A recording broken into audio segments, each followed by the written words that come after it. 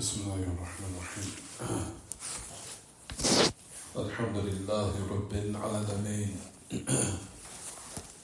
والعاقبة للمتقين ولا عدوان إلا على الظالمين.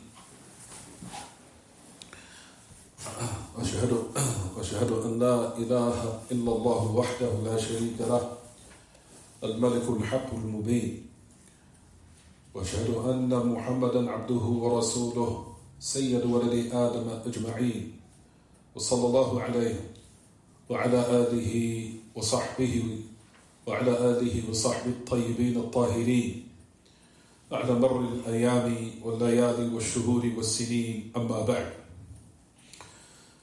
As we continue in this chapter, the time is 7:31 p.m. Saturday, October the 12th, 2024 of the Gregorian calendar, which agrees currently with the Islamic date, or is the 12th? Is it the 12th? The 10th of Rabi' al-Thani, excuse me for the date. The 10th of Rabi' al-Thani, the evening of technically Sunday evening, but we say Saturday, the year 1446 after the migration of our Prophet alayhi salatu wasalam. We're covering the narration pertaining to Barira, that tremendous hadith where it had contained so many ahkam. You'll find that Ahl Ilm use this narration of the story of Barira radiallahu anha for so many different benefits that are spread out in so many different abwab, so many chapters in fiqh and jurisprudence, whether it be pertaining to marriage or sales transactions or conditions within a bay', those conditions within sales transactions and commerce. So all those different matters this narration contains, even affairs pertaining to the good mannerisms of the Messenger of Allah alayhi salatu wasalam. So that was the benefit that we stopped pertaining to Barira and her separation between her husband Mughith radiallahu anhu.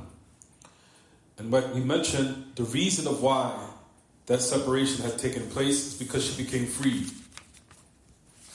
As we talked about in the affairs of kafa'ah, as we discussed last class, you'll find that Barira became free.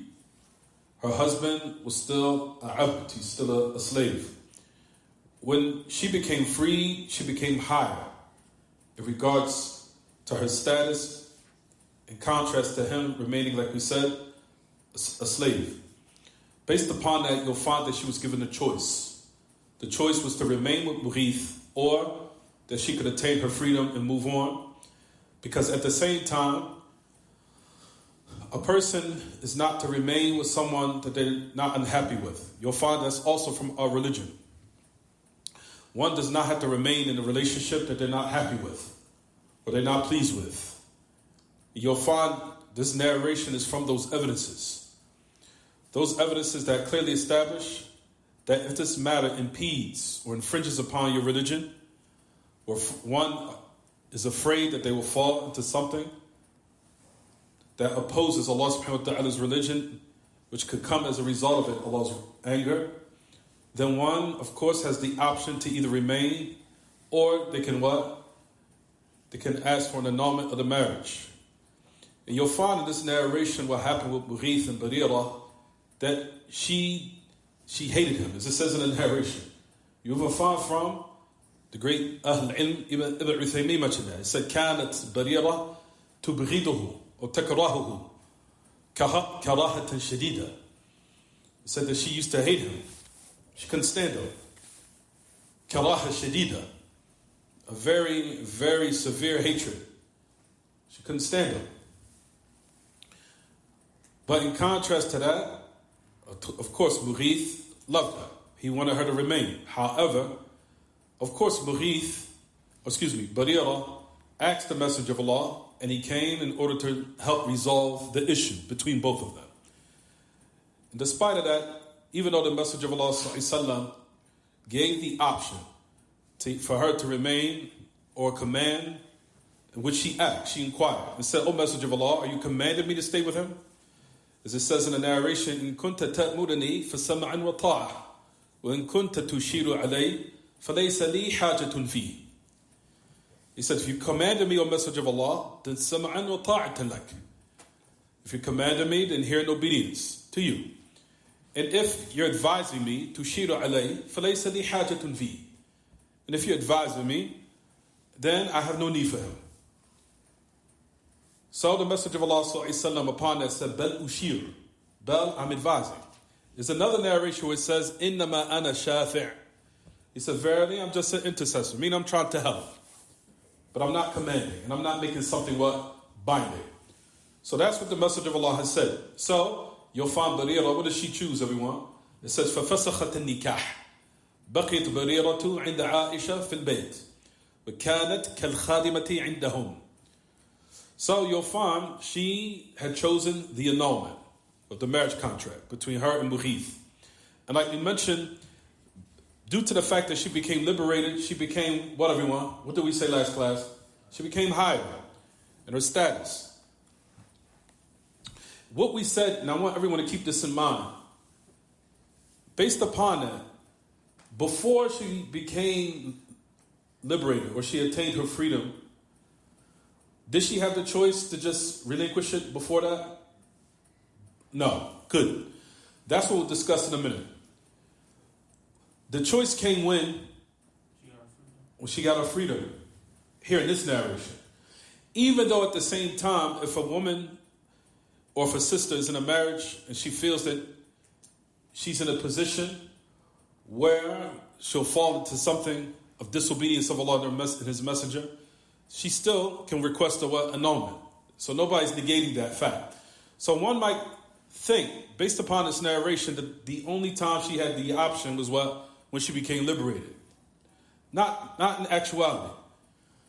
The other affair became based upon the fact that she was afraid of an affair that she would fall into, or what is in opposition against the religion. Due to the fact, as we know, it says that she used to detest him. So a woman could ask for that.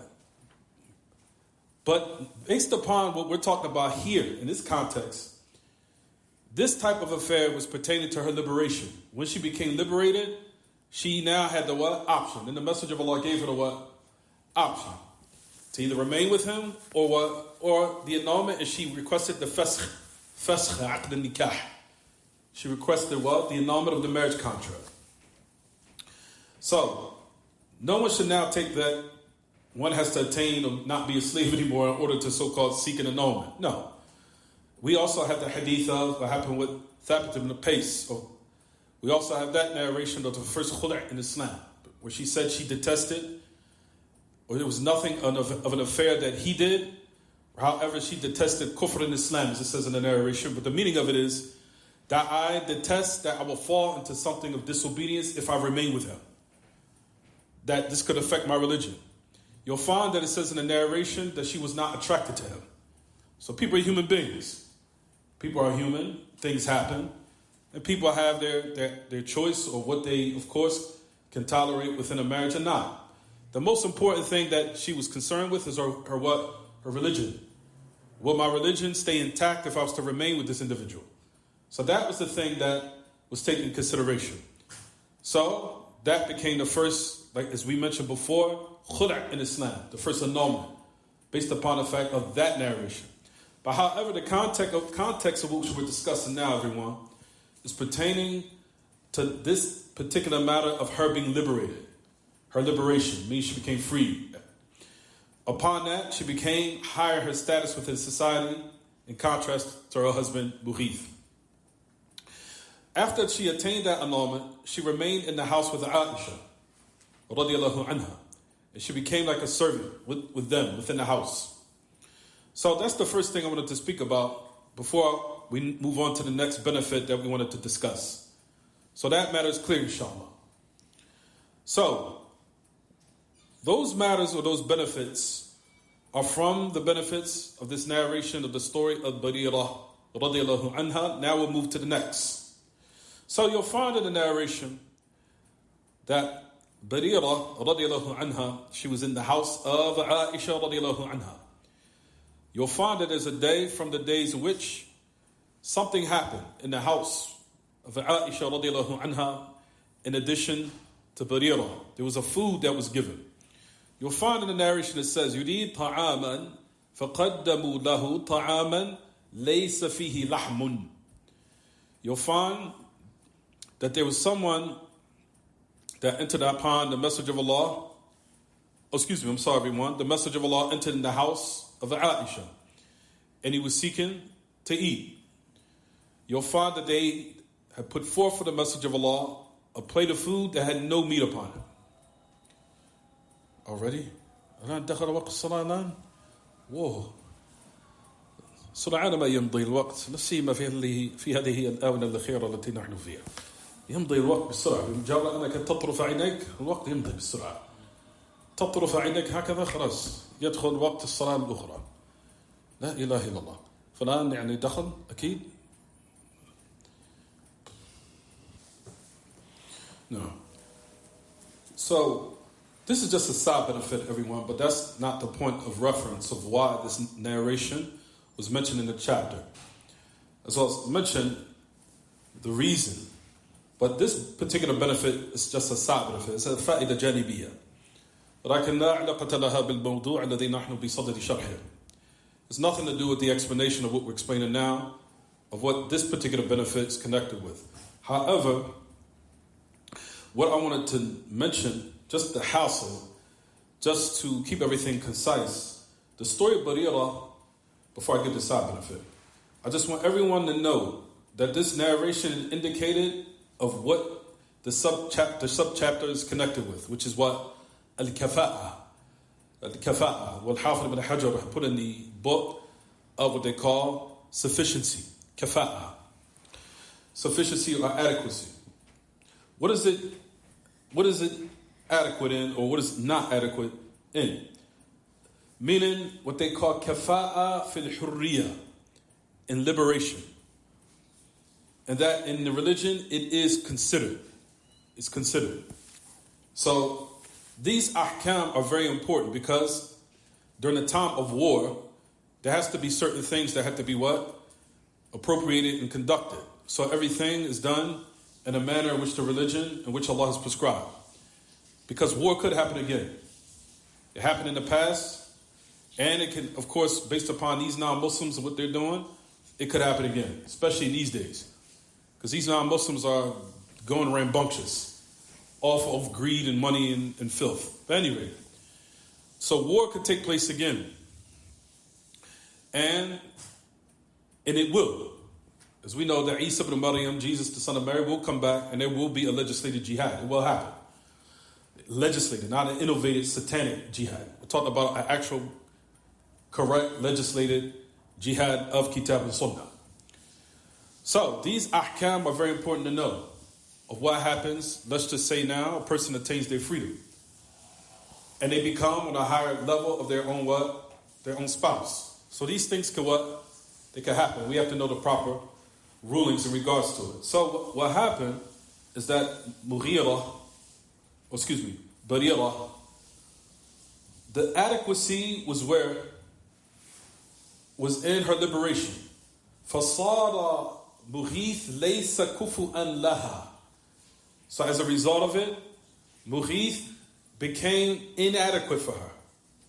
Inadequate. لَيْسَ كُفُؤًا لَهَا. يعني صار ليس له كفاءة. الآن انتهت كفاءته. بعد أن عتقت بريرة. بعد أن عتقت صار مغيث ليس كفؤا لها. So after you find that Barira became free, he became what? Inadequate in regards to that particular matter. So what did it necessitate? It necessitated that now Barira also has a what? Khiyar. She has a choice. So that hadith of what we're mentioning here, everyone, is connected to what Al-Hafid ibn Hajar put in the title of the chapter if you look at your books. Because the chapter revolves around what, everyone? Bab al-Kafa'a wal-Khiyar. The chapter of adequacy and choice. So based upon that, you'll find that this hadith in which Al-Hafidh ibn Hajar put it in the chapter is connected to why he put this narration in there. That affairs of adequacy pertaining to liberation, for if there was a war and if captives were taking place, and then the affairs of ahkam pertaining to what? Liberation now. Because we know Islam sets to free out everyone and allow them to attain their freedom. Then the ahkam, what they call mukataba, comes in. Mukataba. Mukataba is allowing a person that's a slave or a concubine to attain their freedom. And that is a whole chapter in itself, which is called mukataba. Mukataba is a hukum that's specific for the slave in which he utilizes to attain his or her freedom. Then, like we said, what if they marry while they're in that predicament? And like we just gave, these are some of the scenarios where if one of the two couples attains their freedom, what now takes place? Where she now, like we said, she became on a level where he is not adequate for her, and at the same time, she had the choice. So that's the reason why if you look in the book, it says, Bab al-kafa'a wa al-khiyar. Wal-khiyar huwa al-ikhtiyar. It just means choice, or option, or what have you. Is it clear, everyone? Is it clear? So that was the hasil, or the concise matter that we wanted to extract before I give the side benefit. So if you understood that point, that is the whole reason of why Al-Hafidh ibn Hajar that he put it in the chapter in the first place. Is it clear? Is it clear? Is it not clear? واضح يا أنس؟ أنا ما أدري كنت بحاجة إلى ترجمة وماذا وإلا فهمت المقصود وما أدري إيش اشتبه عليك ما بعد ما تقدم وماذا لا I know Dominican. طيب خلي المهم. So you see that everyone, the narration of the story of Barira is a very profound, beneficial story. Has a lot of ahkam. And if we were to now start or inaugurate in the chapter of Bay' or Uqud al-Bay'a or Uqud al-Bay' or a tijara or anything pertaining to business or trade, you'll find this hadith is mentioned, or the story of Barira is mentioned, where the Messenger of Allah ﷺ had mounted upon the minbar, or he stood in front of the people and announced that he said, alayhi salatu wasalam, كل شرط ليس في كتاب الله فهو باطل وإن كان 100 شرط. حق الله أو شرط الله أحق وقضاء الله أحق وشرط الله أوثق فإنما الولاء لمن أعتق, as it says in the narration. So as we know, the Messenger of Allah, that he came and stood in front of the people, he said this. He said this because this connects, as we said last class, to the affairs of what? Trade or business transactions, right? So he said in the narration, he stood in front of the people when he wanted to now clarify to the family that wanted to now sell the affairs of Barira to Aisha, as we mentioned this last class. But they wanted to keep the what, everyone? They wanted to keep the wala. Even though she became free, they still wanted to profit off of the freedom that she attained through Aisha. So Aisha, all of the rights did not move to Aisha. Rather, they wanted to still keep some type of benefit, even though she became moved in the protection or the guardianship of Aisha. So they still wanted to prosper or profit, which is to keep the wala, meaning the affairs of inheritance.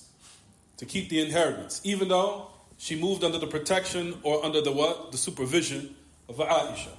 The Messenger of Allah ﷺ said no. If the affair of her moves to you or Aisha, he says, of course, give him the money and make the stipulation that you will attain the what? The wala, meaning the affairs of inheritance and the rights of it. Because إِنَّمَا الْوَلَاءُ لِمَنْ أَعْتَقْ, as it says in the narration. Verily, the wala, or the affairs of the inheritance, the benefits of that, is for the one who liberated, meaning the one who purchased, as we said last class, right everyone? So then, the Messenger of Allah, as we mentioned, that he stood in front of the people, he started to clarify. He said, كُلُّ شَرْطٍ لَيْسَ فِي كِتَابِ اللَّهِ فَهُوَ بَاطِلٌ. Every condition that's not in the book of Allah, that is batil. It is invalid, it's not considered.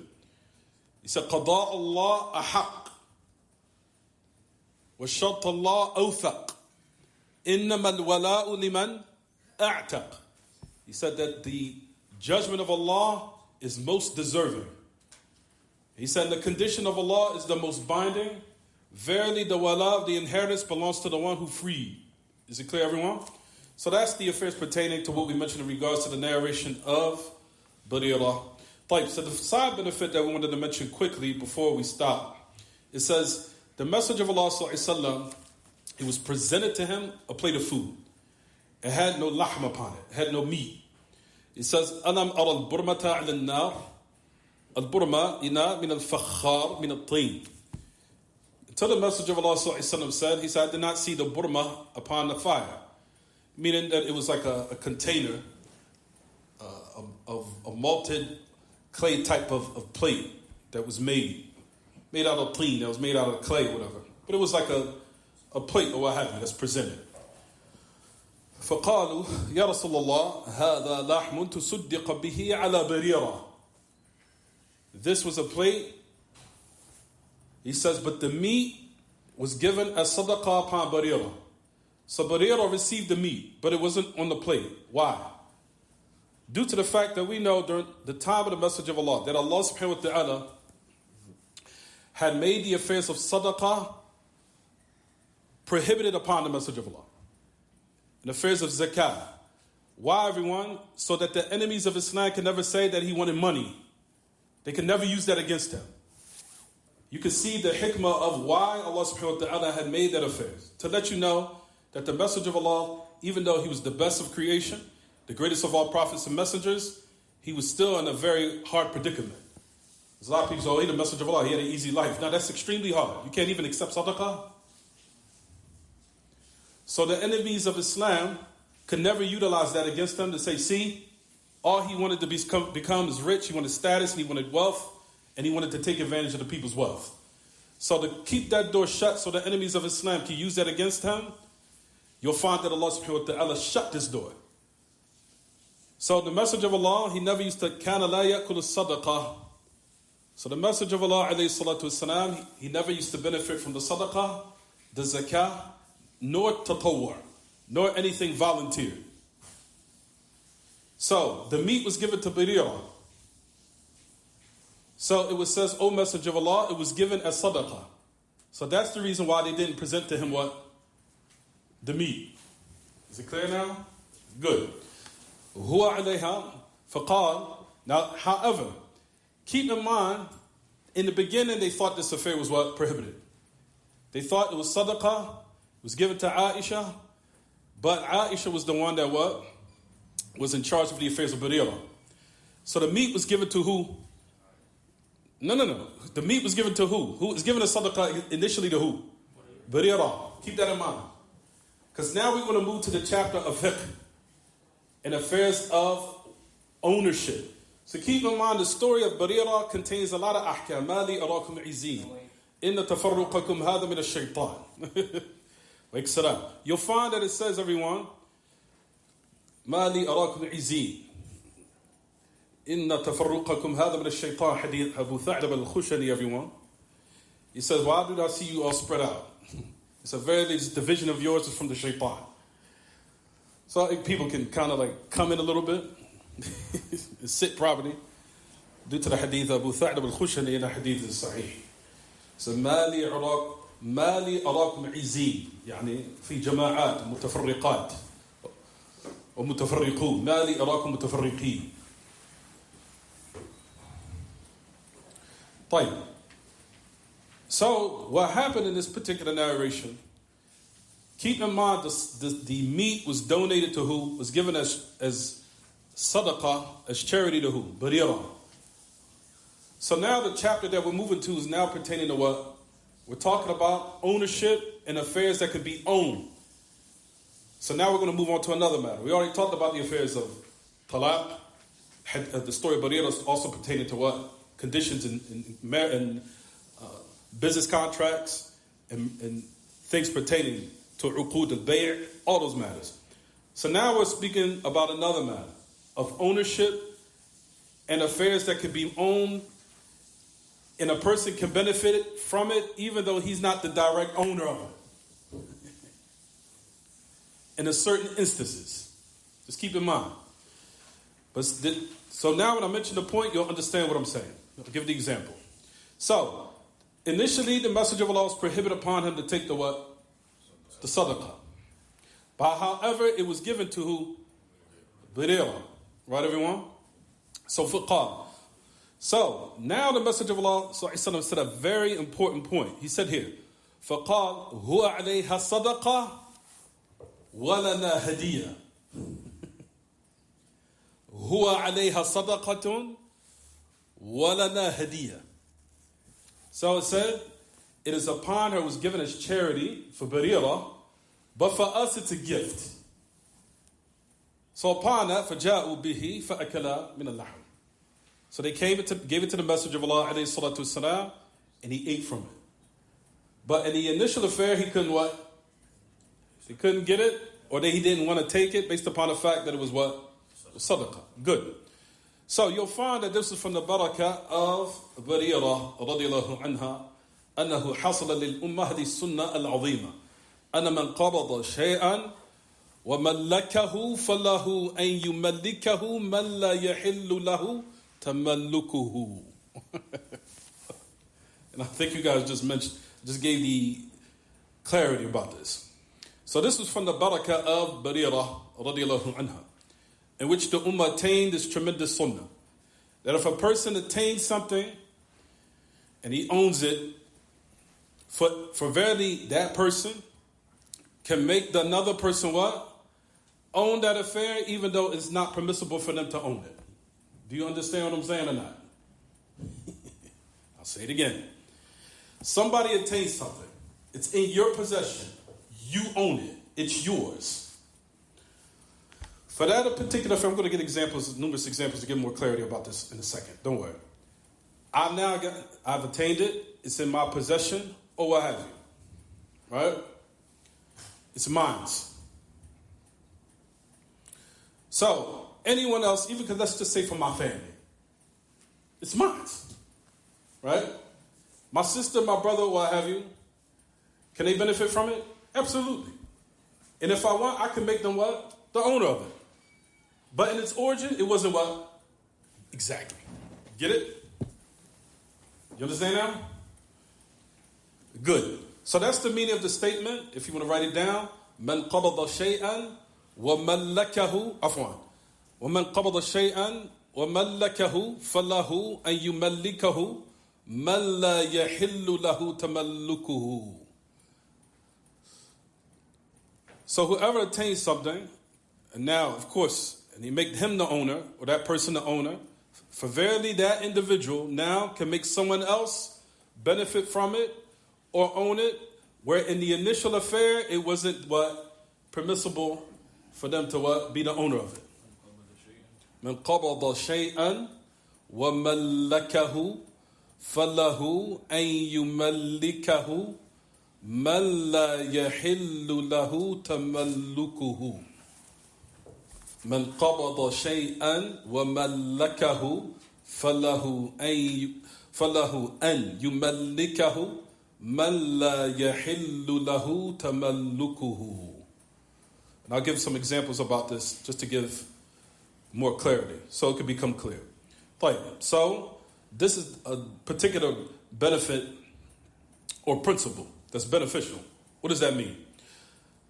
Let's just say, for example, هذا لأن التحريم إنما جاء من حيث الكسب.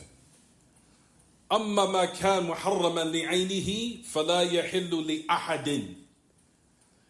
He said this, in this origin, of course, this type of forbiddance came from the way of acquisition. He said, but however, if something now is forbidden, meaning the thing itself that's given, then it's not permissible for anyone. Meaning the actual merchandise, let's just say it's khamr. No matter whether it's from someone else or indirect, it's not what? Not permissible at all. Even the great Imam Ibn Uthaymeen mentions this. He says this. He said, لو أن شخصا ملك خمرا وأراد أن يهبها لأحد قلنا هذا حرام. So that goes for example, the person that they own intoxicants. And this is for our brothers and sisters who sell it to Muslims or non-Muslims. It doesn't matter. It's not permissible.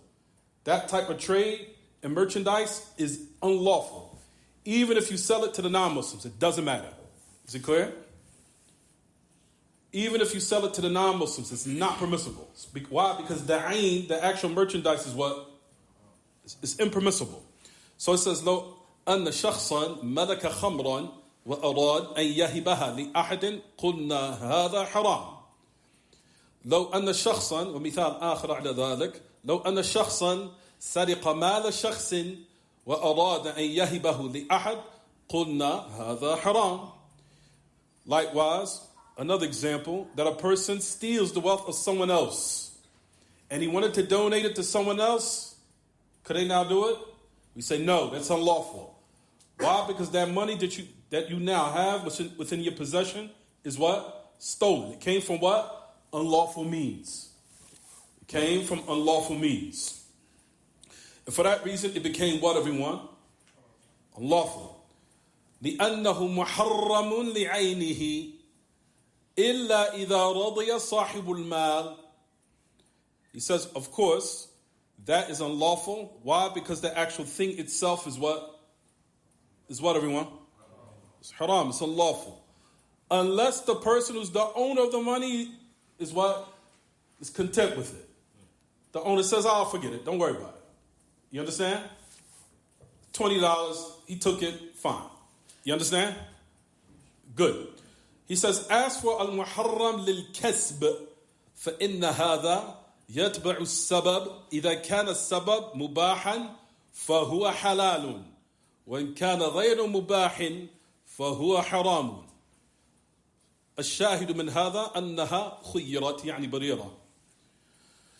He says, as for if it's unlawful by acquisition, then the affair returns back to the actual reason. The reason of how it came. For example, we just talked about the narration of Barira a moment ago. But let me just mention this quickly. If the reason was allowed, then it's permissible. But if the reason is not lawful at all, then it's haram. The example of that is this hadith here of Barira, of what happened with the meat. In its origin, it was what? By the way of it, was given through what? Lawful means. The suburb of the reason of how it came through was what? Was lawful. Of what was given to Barira. But the Messenger of Allah did not what? Own it. It wasn't in his possession.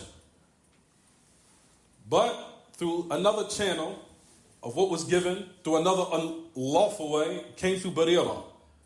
But Barira was under the supervision of who? Of Aisha. Was it under the supervision of who? The Messenger of Allah sallallahu alaihi wasallam.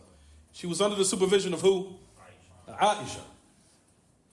So, Barira possessed the meat. That was her meat. It was under her possession. She owned it. The Messenger of Allah in its origin was not supposed to take what? Sadaqah at all. But the initial meat came through something of a channel that was what? Mubah. Something that was allowed. So based upon that, due to the fact that it was in the house of Aisha, in which, like we said, Barira now, in which it was allowed, became an affair of a gift. So you'll find that it says it was upon her for sadaqah. So the sadaqah was upon who? Barira. Not upon the Messenger of Allah. Now, if the meat was given directly to the Messenger of Allah, it would have been what?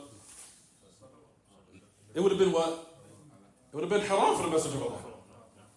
It would have been haram for the Messenger of Allah. Because the Messenger of Allah was not supposed to take what? Sadaqah. He wasn't supposed to take sadaqah. That was something that was khas bihi.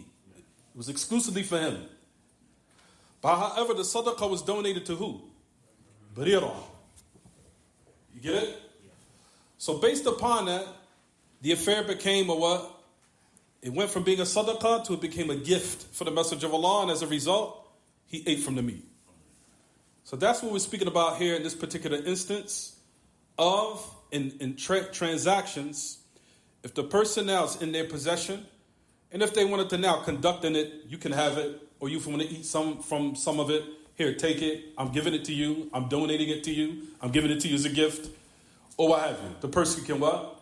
Do that. But before that, it's not permissible for anyone to what? Take it or conduct in it or what have you. until the person who actually possesses it, who's the owner of it, allows that person to do so or conducting it. Is it clear, everyone? Is it clear or is it not clear? كأنه غير واضح. متأكد؟ نصف التأكد وكل التأكد أو بعض التأكد. إذا كان هناك أمر يشتبه عليك أخبرني. يعني حتى أزيدكم إيضاحا في الأمر. أخبرني الله يحفظنا وإياكم. تفضل. Exactly. So she was the one that gave it to him as a gift. But the sadaqah came from way what? From her. It was given to her. But if it would have came directly to the Messenger of Allah, what would have happened? Couldn't take it. The Messenger of Allah couldn't take it. Why? Because we know that from the wisdom, like we said, it's incumbent upon everyone to now utilize these type of benefits for the enemies of Islam. Allah subhanahu wa ta'ala made it prohibited for him. So the enemies of Islam can never say that he wanted what? He wanted money. They can never say that. And they can utilize that. See, he just wanted money. He was greedy. He wanted status, power. Look. So Allah subhanahu wa ta'ala made this affair clear. So nobody can use it. So let you know that the Messenger of Allah was just clearly doing it for Allah. That was it. It wasn't for greed, wealth, money, status, or whatever. Is it clear? Yes. Good. Anything else, anyone, before we stop? هل هناك شيء أشكل عليك متأكد؟ إذا كان هناك شيء يستشكل عليك أخبرني. متأكدون أنتم؟ استقبل الله سينا من الآن بعد أن يغلق الباب خلاص ولا يأتين أحد منكم بعد الصلاة الآن عندي سؤال قطح في ذهني. نغلق الباب الآن نعطيكم الفرصة الآن ولا يأتيني أحد بعد الصلاة ويقول الآن خطر ببالي سؤال أسألك إياه. Good. Anything else? Anything else? طيب stop here. وصلى الله وسلم وبارك على نبينا محمد وعلى آله وصحبه وسلم. سبحانك اللهم بحمدك وأشهد أن لا إله إلا أنت أستغفرك وأتوب إليك.